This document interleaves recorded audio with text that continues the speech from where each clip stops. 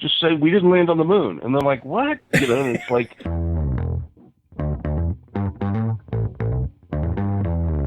You're listening to the Author Stories Podcast,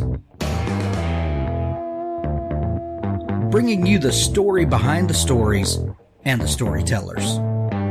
Margaret White, Terry Brooks, Sheena Kamal, Matthew Quick, J.T. Ellison, Walt D. Williams, Brad Ford, Corey Dr. O, Brandon Sanderson, Robin Mom, Ernest Klein, Jim Butcher, Charlene Harris. Visit hankgarner.com for archives of all the shows. Today's guest is Tim Dorsey.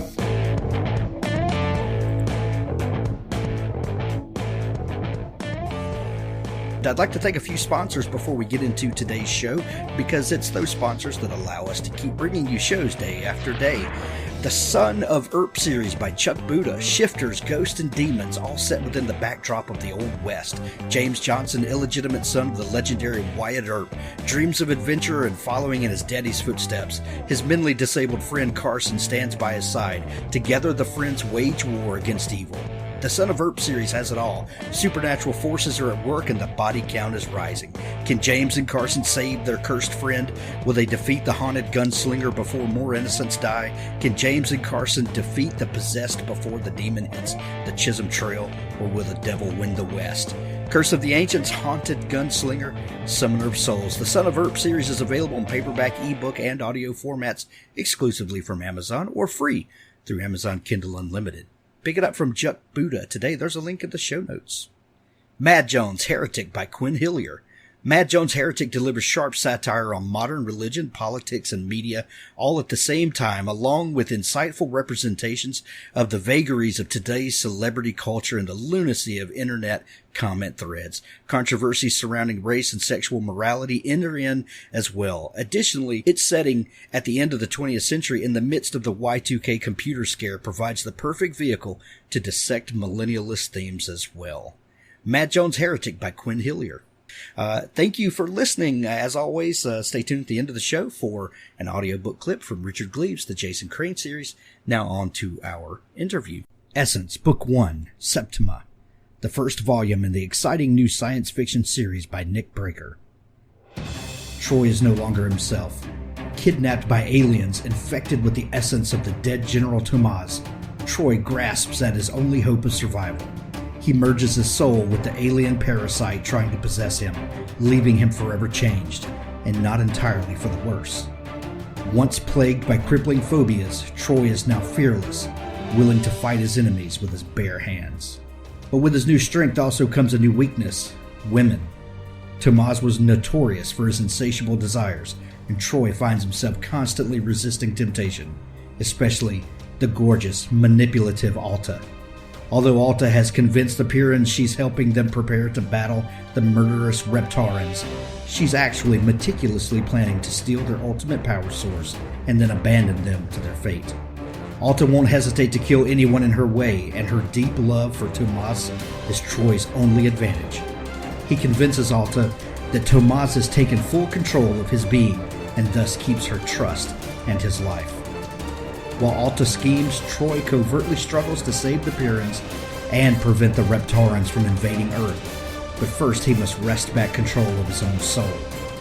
Essence, Book 1, Septima, the first volume in the exciting new science fiction series by Nick Breaker. Find it on Amazon today. There's a link in the show notes.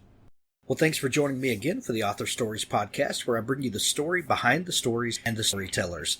Today, I'm really excited to have Tim Dorsey on the show with me. Tim has a brand new book called The Pope of Palm Beach, and it's a Serge Storms novel. And if you're familiar with Tim's work, this is a long-running series, and I'm really excited about the new book coming out. Welcome to the show, Tim. No, thank you very much.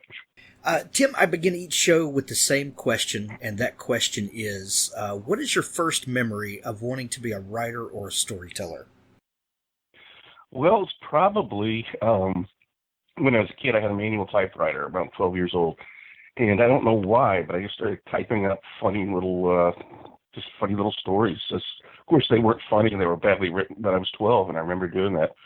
I just loved that little manual typewriter, and I think I was influenced by, like, Ronan Martin's Laugh and stuff like that. because they were topical and political, and I was fascinated by it. So I tried to write these little essays. And I think I might still have a few of them somewhere. But anyway, that was my first memory when I was 12. And when I was 15, I started, I hated the curriculum, the reading that they had back then. It was so stuffy. And so this teacher saw that that I probably should, to be a good reader. And he started, giving me these books. I go, why would I want to read a book if it's not required for school? And so I started reading. The first one he gave me was like Catch-22, and I read it, and I'm like, oh my God, it was just, switch was flipped. It went from hating reading to like, give me more. What else is there? And so we kept doing that, and I just always had a paperback in my back pocket. So it was over the course of a couple months when I was 15 where I decided, of course I had no idea, but I said, I want to write humorous, satirical, dark comedy novels. That's what I want to do with my life, because these people were my heroes, and so I want to emulate them. And so those are the two. When I was 12, just piddling around, but when I was 15, I just had this epiphany, and I said, I'm just going to dedicate myself to this. Tim, I love hearing the stories of someone that intervened in a writer's life, and probably unbeknownst to them, the slipping you a copy of Catch-22, changed the course and direction of your life, probably in some way. And I love hearing those stories of these random chances and people that notice something in a kid and just take the time to do something like that. I hear stories over and over of teachers or parents or something that they just recognize something, and you just never know where that's going to go. I love that. That's amazing. Well, I'll tell you a coincidental story, because he was living in another state, and this was way back in high school. And a few years ago, I think I was at the Clearwater Library, and I usually don't tell a story, but somebody asked about influences, teachers, or whatever, and I explained, this is one teacher, and I told the whole story about how he hated reading, that what I just told you. And so then in the book signing line, and this guy walks up, and he looked like a bank robber. He had his baseball cap down over his face, and then he looked up at me, and it was him. He was on vacation, and he saw that I had a book signing, but he didn't make himself known. He kind of, was hanging out back by one of the bookshelves where I never saw him. And I told that whole story, and they just gasped and go, "Oh my gosh, it's him!" And so everybody, kind of all of a sudden they surrounded him, asking questions like, "Was he a weird kid? What was the deal?" Starting with Joseph Heller at 15 years old and wanting to emulate, those writers and that dark satirical comedy is really, really heady stuff for a 15-year-old when you really start thinking about it.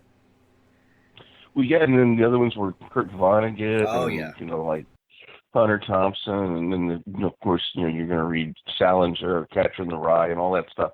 So I just tearing through all that, and so I immediately joined the high school newspaper and wrote for that like crazy, just, and then I joined the college paper as soon as I got to college, and was, I just went on from there. So I figured, I just said, well, I don't know how to write, but I'm going to learn, and I'm going to learn by working at newspapers. And so that way you're doing it every day, because I figured, well, a book is just a long series of paragraphs. So just learn to write paragraphs and go from there. Wow. Where'd you go to college? Auburn University. Auburn, how about that? I'm next door in Mississippi, and that's I love hearing from a fellow SEC person. Which school in Mississippi? We're close to Mississippi State. That's where my oldest son goes, and my daughter's just about to go there in Starkville. I made a visit to Starkville to see Bruce Springsteen back in like 1980. Oh yeah.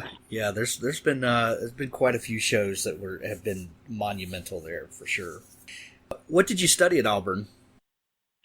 My degree is in transportation, and that's another long story. Makes perfect sense. Well, I went there on an ROTC, Navy ROTC scholarship, and so they started me in engineering, and I didn't like that, and I started liking writing, but they don't, I'm sure they don't really want journalists, so I kind of changed my major, and then ROTC allows you, at that time, not anymore, but you could, you had up to 2 years to commit, so I was thinking, going to the Navy, but then they started taking off, and more professors had mentors there that actually dedicated one of my books to just encouraged me to say, you need to write, because I had improved to that point, and they were reading what I was writing in the student newspaper. So I left the Navy scholarship, and then from there it was to see how I could take the most journalism classes. I wanted to switch to journalism, but I would have had to spend an extra year in school, and I figured, no, I just want to graduate and go to work on a newspaper out in the real world. So I took all the journalism electives I could, and by default, where my credits were and where I could take most journalism was if I transferred to a degree in transportation. So that's always a question I get if people go over my biography or whatever.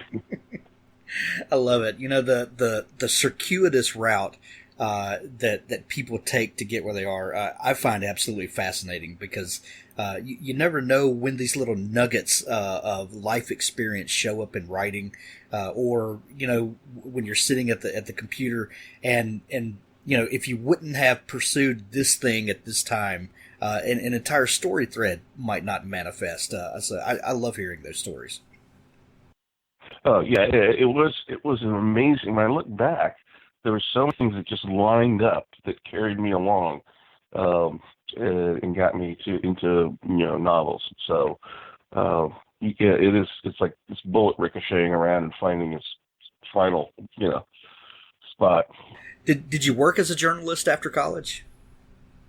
Yes, I worked. My senior year at Auburn, by then I was the editor of the paper, and then I graduated on Friday, and on Monday I started at the daily newspaper in Montgomery, Alabama, and worked there a few years.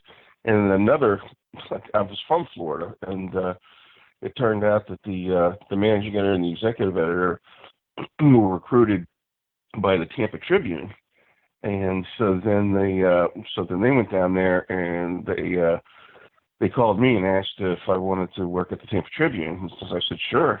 So I ended up back in my home state just by luck that the guys who were, the top two executives at the Montgomery paper were hired away by the Tampa Tribune. So there's another one. Wow. Your novels are definitely reflect your influences, like you were describing earlier, and I can. Now that I know that, I can definitely see those Vonnegut and different writers that have influenced you. But how do you feel like being a journalist influenced your novel writing? Well, it did. And by the way, yeah, I ended up with the Tampa Tribune. Between the two papers, I was almost 16 years in journalism, and about the way it influenced me, about half of it, I was a writer, journalist, and the other half I was an editor. And so, again, that worked out because the editing half made me. That's one of the most important things as a novelist, is to be able to edit yourself and to know what's good and what to get rid of. So, again, it was just a turn in my career in newspapers. But so it was writing every day, and it was and then the editing. But also I built up a lot of institutional knowledge. I mean, I got a lot of material. But so one thing I wasn't expecting, I was just expecting to get my writing chops in. But the two things are, I just saw so many great stories that I remember that I was able to use.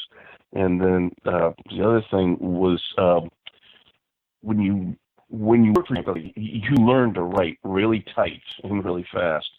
And you'll come to your editor and you go, I have a great, I have a great story. All has all the elements. It's really going to be big, And then they say, how much do you need? You go 20 inches, like 20 column inches in newspaper speak.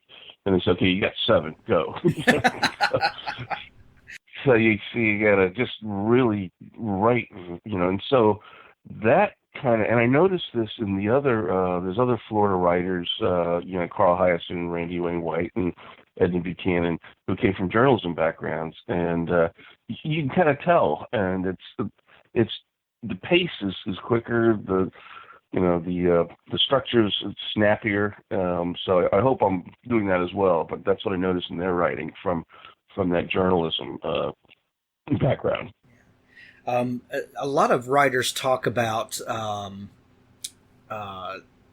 the need when you're writing to turn off your internal editor so that you can get the words out. Now, as someone who was an editor and who values that experience, is that something that you have to turn on and off? Like in the first draft, are you constantly editing yourself, or is this something that you switch hats and go back and forth to? No, you nailed it, and that was a change when I was trying to get started.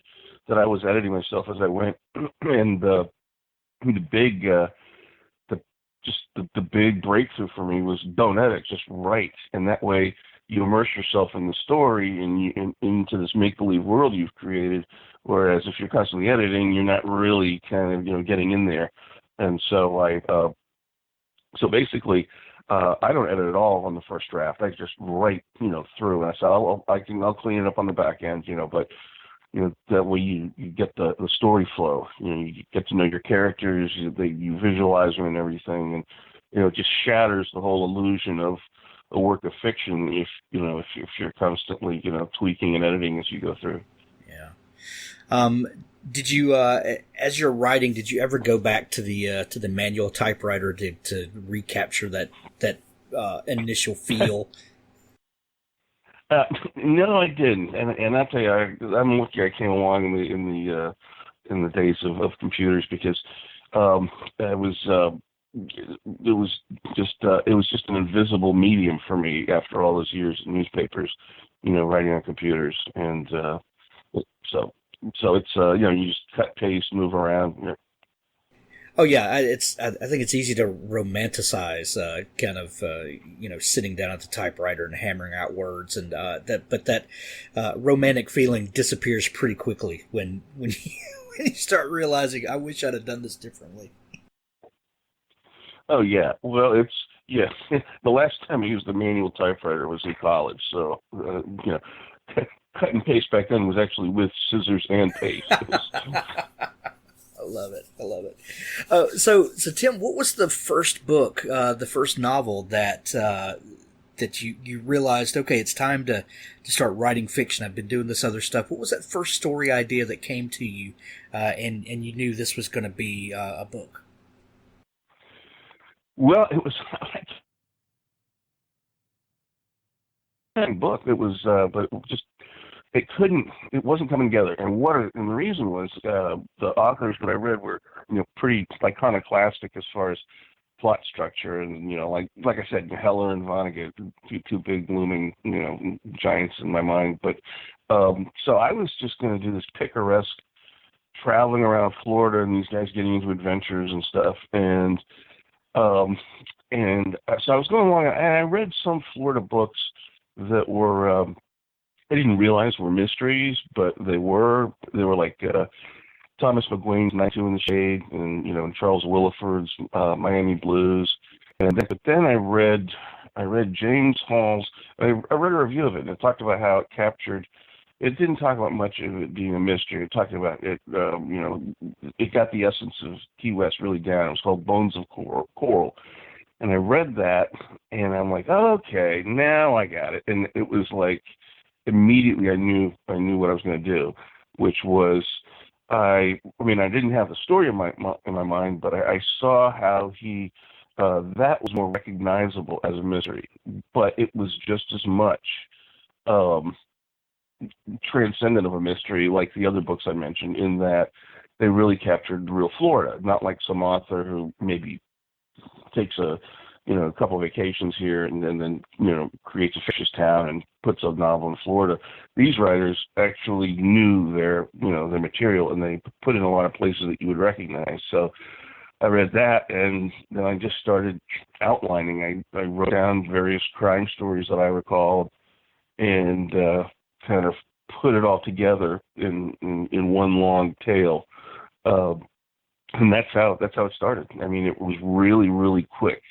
I mean, I read that, and after that I read, I jumped into Johnny McDonald and Hyacin and all these guys to just like get ready. So after that I read like 20 Florida books in the next month, and then I jumped in and started writing.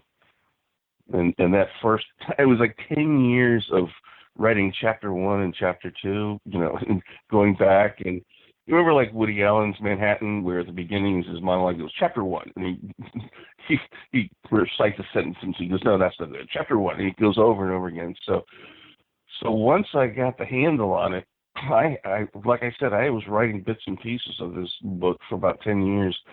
And once I started, I had the first draft in 2 months, and I just went at it. It just all kind of just splattered. I think a lot of people can really effectively write a first chapter or maybe even a first act, because that's the exciting part of the book. Getting the setup and everything's fresh and has this great feeling, and then when you start getting into the muddy middle, that's where people lose steam and most of the time lose interest and go on and do something else. But did you realize that there was a switch in you when the story came together and you got that first draft out? Was it recognizable on your part that, okay, this is different, I know where this is going now? Yeah, and I had the whole book outlined. I mean, I had the whole story. I mean, it came together. So as far as running out of steam, it really didn't happen because I knew what I was going to write next chapter, and I knew the ending. I knew how the whole flow was going to go, and so that's, of course, I deviate from the outline as I go along and see opportunities, but that is really important, is outline. Don't just wing it and start writing, because then you'll find yourself boxed in and running out of steam, as you said. Right. Tell me about your character Storms. Where did he come from? Well, he was going to just be a larger-than-life villain, and see something, because I had a couple of good guys in the first book, and he was going to be a villain that was going to be, knocked off, frankly, and vanquished by the good guys. And instead, he, the villains I find fascinating are like insane, like highly intelligent, borderline criminally insane and everything. And, like the Bond villains, like Goldfinger and, Blofeld and Dr. No. And so I said, I'm going to make this guy really big and build his backstory, alongside. I'm not going to have him, meet up with, my guys and have a confrontation. I'm going to build up the suspense. And as I had him going along, of course, he's doing some nefarious things, but he's also traveling around Florida, and I had him do this because he's insane. I wanted to get in some stuff about Florida, and I had him do this rant when he's like off his medication, and he just pumps in all this Florida, trivia, and it was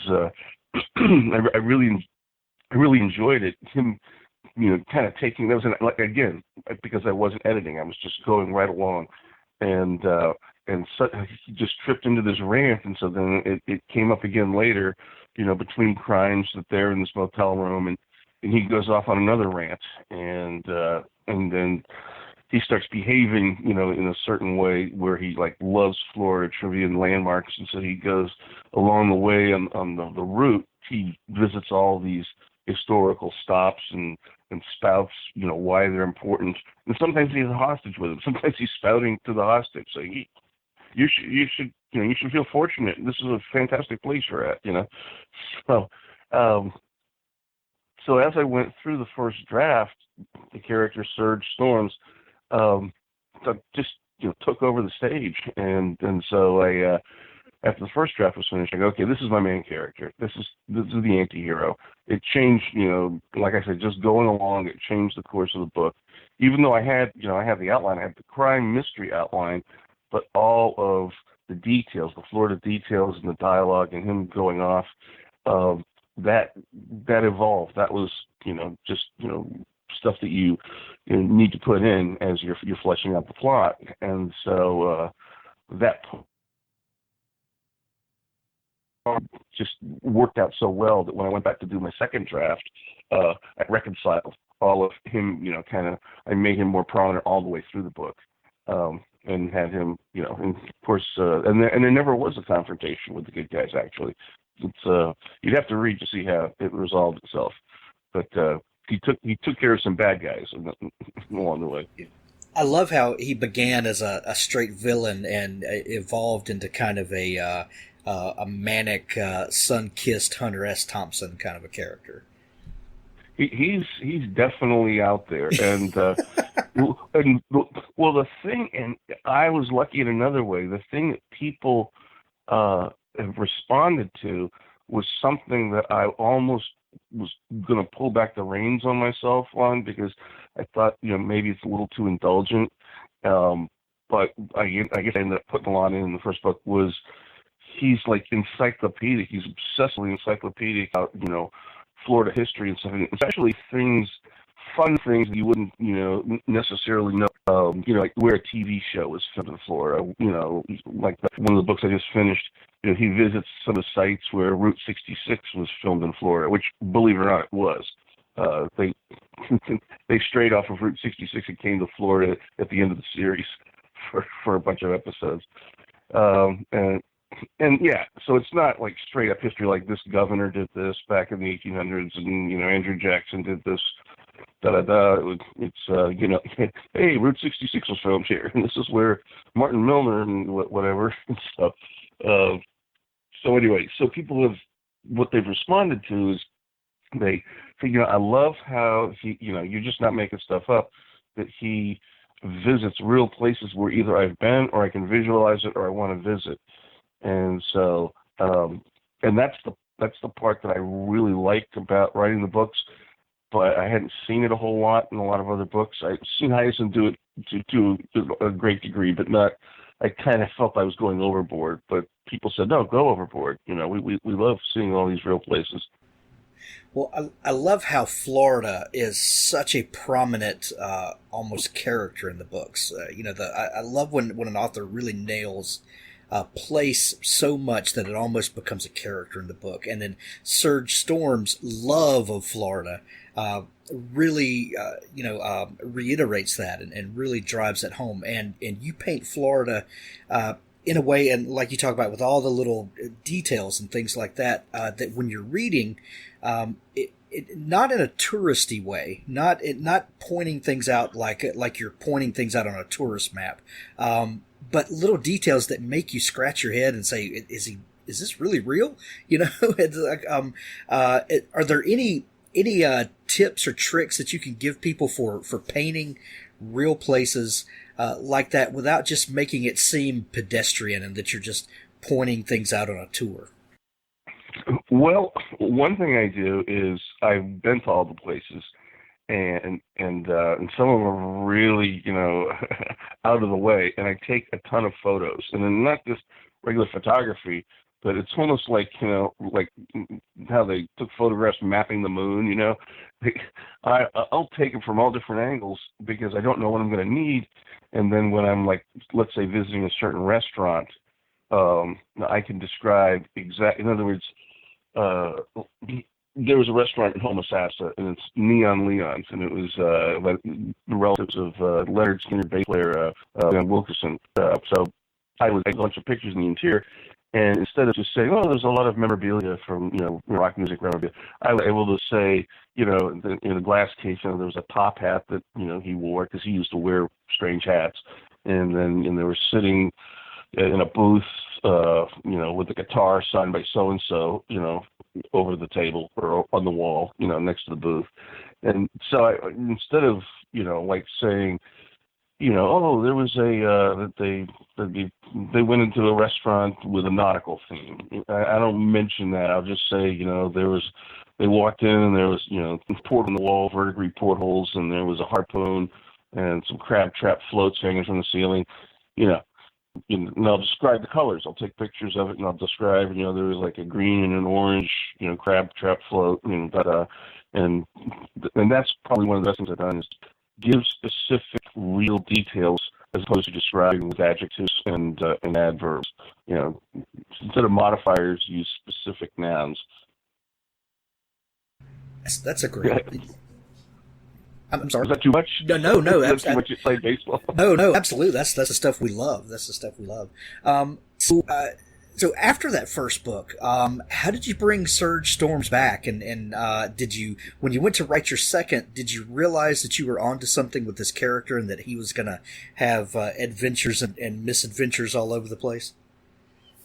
Well, by the second book, I knew he was going to be my main character, and so then I just started at that point, and I took down everything I couldn't get in the first book, and I wrote it up, and if you had told me that I'd be sitting here right now about to embark on my book tour for book 21, I'd been like, what? Because it was like, you just. I had a lot of, adrenaline going, a lot of ideas at the beginning, but, it's just the news, the crazy news stories down here, and just there's a lot of great venues around. There's a lot of funky old little towns and stuff that I visited, and it's a great reservoir of material for a writer to live in this state. Well, when you're writing satire, or things that are kind of what's the word I'm looking for? Maybe poignant is not the right word, but are relevant to the times that we're living in. That's where great satire shines. Is being able to kind of poke fun at the things that people are thinking about, or heavy things people are wrestling with, and you do that exceptionally well. How do you choose kind of what to make fun of and where to start probing and prodding to get people thinking about things? Well, a lot of the time it's about from whatever I'm experiencing while I'm writing, or whatever trends are going on in the state, in the country, and I'll just notes. I always got a little notebook or notepad, or if I don't, I'll grab a napkin or whatever, and it's whatever. It's a lot to do with whatever I've experienced, during the year where leading up to and writing the book, things just come to mind. Either I get a sense of outrage or I get the giggles about something, and I'll go and tackle it or whatever. And I did. And of course, a lot of people, I get a lot of maybe false credit for being able to see the future or whatever. But I covered politics a lot. So it's, I went, and it was about 5 books ago, about 5 years ago, I wrote about this political consultant who had an epiphany, and said, just lie all the time. Just keep repeating it. And don't tell a small lie, that you can argue about. Tell one that's so big that the people who are interviewing you or whatever, how do they argue it? Just say, just say we didn't land on the moon, and they're like, what? And it's like, just remove all common ground. Yeah, just because all they can do is laugh, because it's so preposterous. But those aren't the people you're trying to reach. All the people who didn't believe we landed on the moon will vote for you.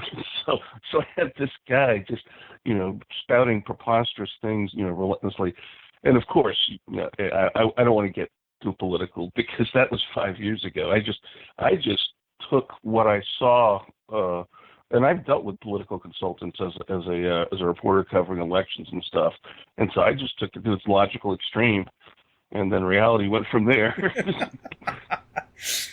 Does it ever scare you when you see a scenario in one of your books start playing out in real life? Oh, I don't know. scared? Yeah, I guess maybe because none of my books should be real life. Right? Like this should not be a how-to manual.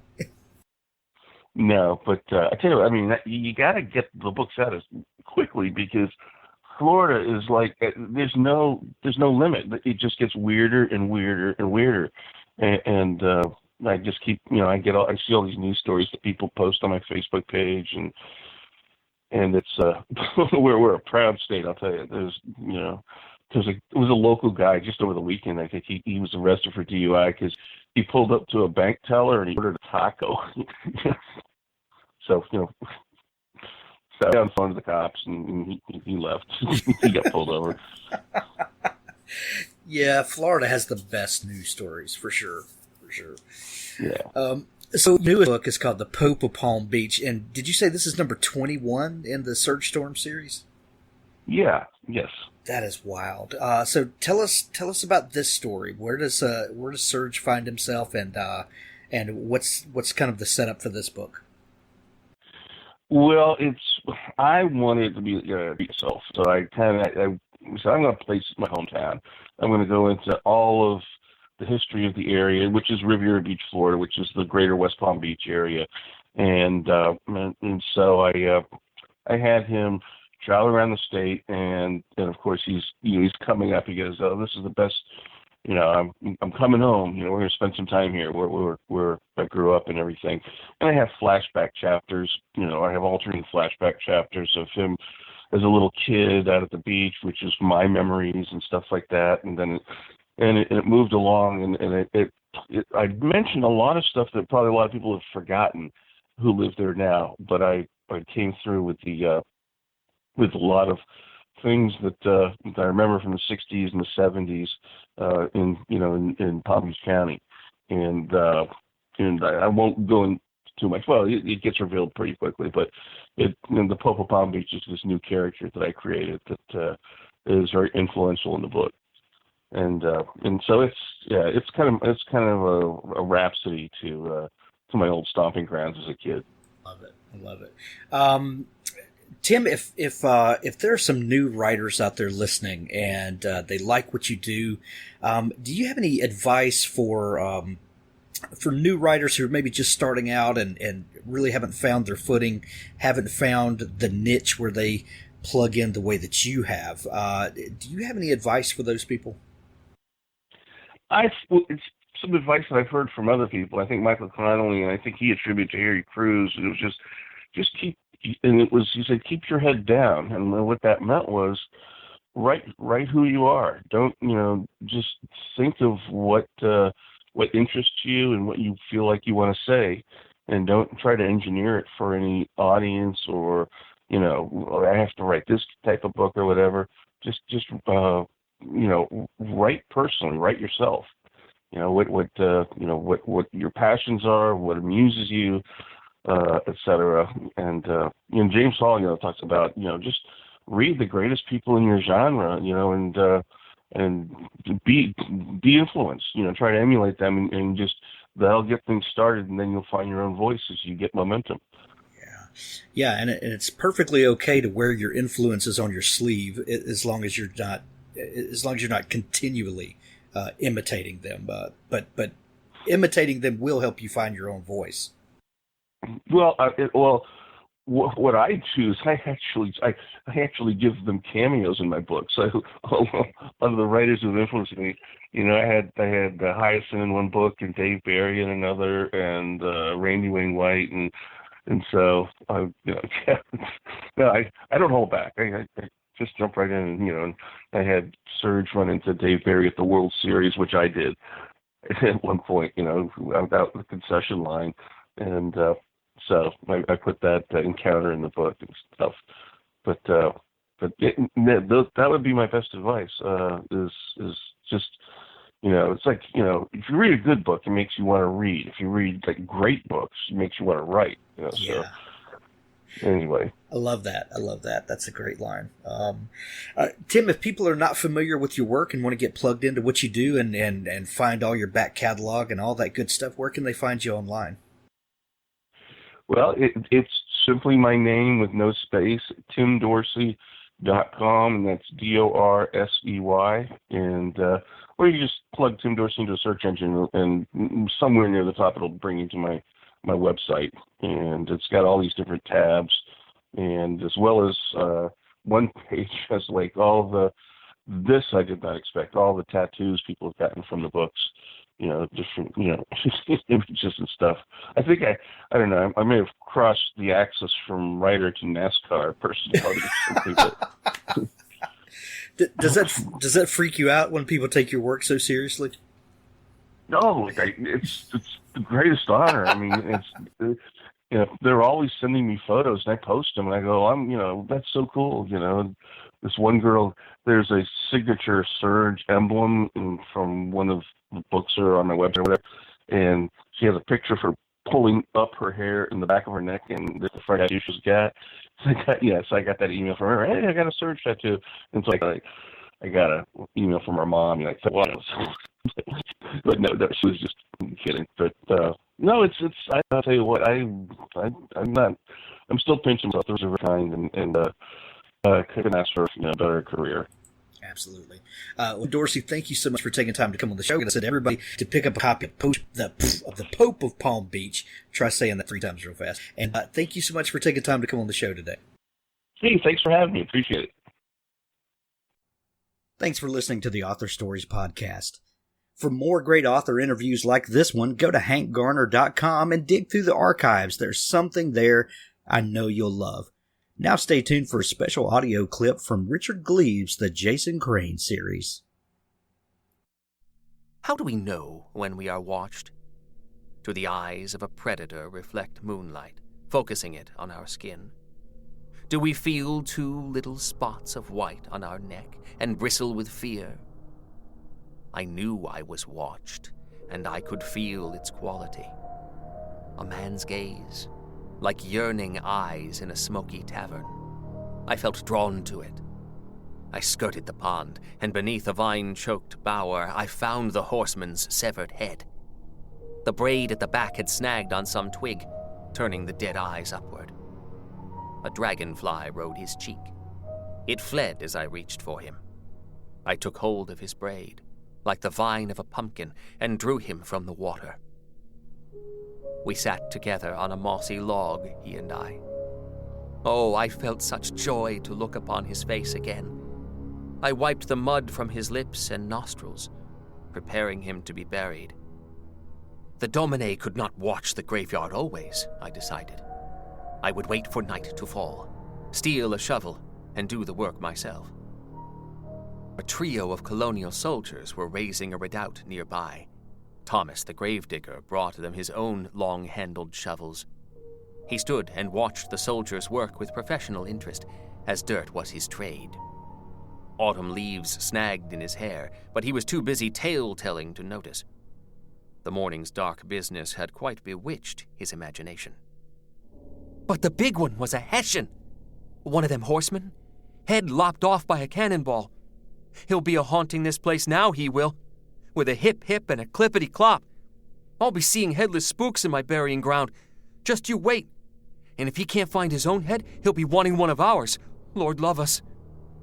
He shivered, hands in pockets. The soldiers laughed at him, but the boy was serious. Our legend had begun to spin itself already, from the lips of our tow-headed gravedigger. Fact and fiction going their separate ways, severed, as they often are. I listened with fascination. I had always loved a ghost story, and I'd never witnessed the birth of one before. Ghost stories are a form of history. If we say, 3 men died building that church and they forever haunt it, we keep those souls alive in death. Ghost stories are the past bleeding into the present, demanding acknowledgement of those unseen presences all around us, in our street names and genealogies and on our crumbling headstones. The tragedy of Old Willow, the fall of the horseman, the fate of you or I. These tales are forgotten by academic historians, who chronicle only great men. But our small lives are remembered, so long as our ghost stories are told. That is why we must tell them and retell them, and keep them kindled in the hearts of our children.